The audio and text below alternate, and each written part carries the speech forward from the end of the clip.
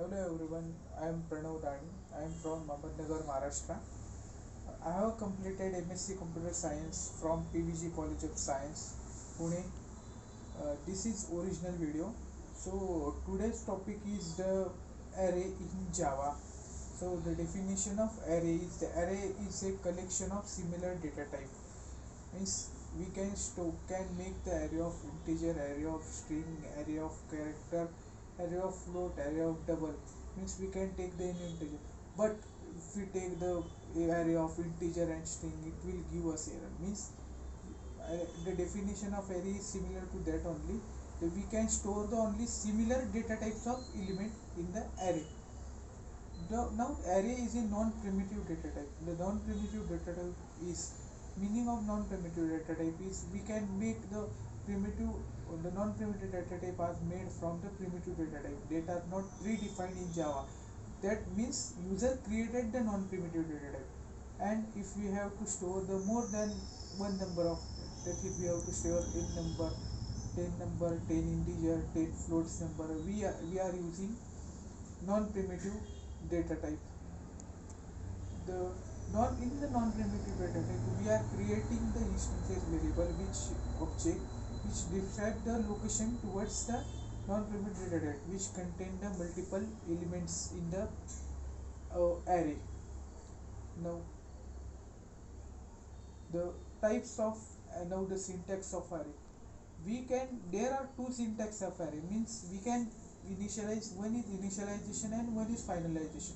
Initialization of array means we are defining the size of an array, and finalization means we are assigning the element of an array, and we can make it together. For example, integer a square bracket is equal to 1 2 3 4 5 6 7 8 9 10. In that case, we are storing the we are initialization and finalization array in the single line. Means we are storing the element and creating a array in the single line. Now the second one is initialization of array and finalization at the user requirement. Mean according to user requirement, we are storing the multiple elements in the array. For example, integer a square bracket it is equal to new integer and size of array. If we have to store a 10 number of element, we can give the 10 number of size.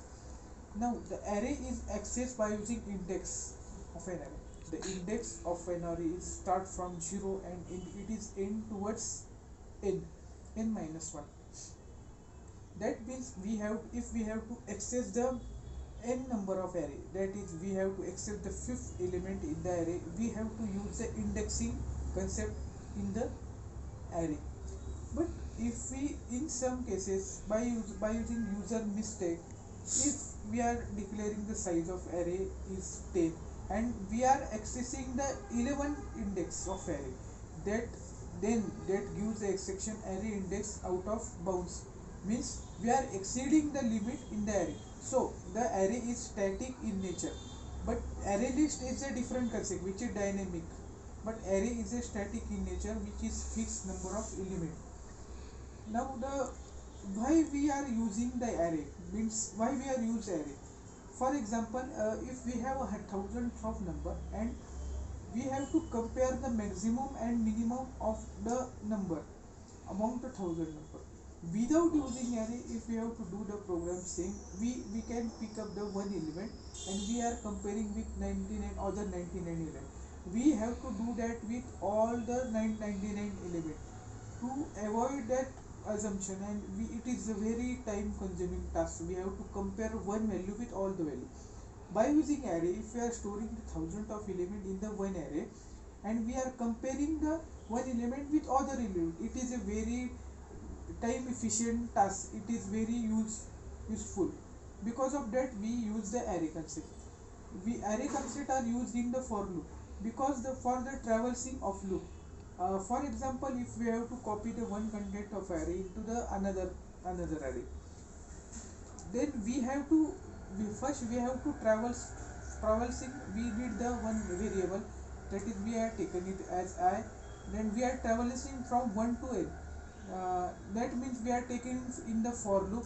If we are traversing the array as 0 to n, for I is equal to 0, I less than n, and I plus plus, and we are copying the b of I is equal to a of I, means we are copying the all the element of a of I in the b of I.